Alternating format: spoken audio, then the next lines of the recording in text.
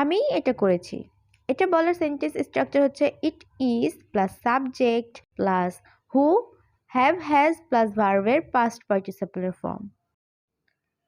আমি এটা করেছি। আমি এটা বলার জন্য আমরা বলবো ইট ইজ আই হু। তুমি ইট ইজ ইউ হু। সেই ইট ইজ হি হু। আমি এটা করেছি। It is I who have done it. I থাকলে সাবজেক্ট অনুযায়ী হ্যাভ হয়। তুমি এটা খেয়েছ।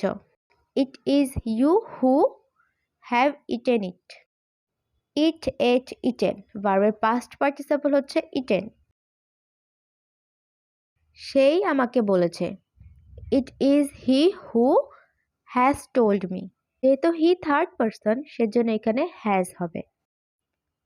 হামিমই বাইরে গিয়েছে। It is Hamim who has gone out.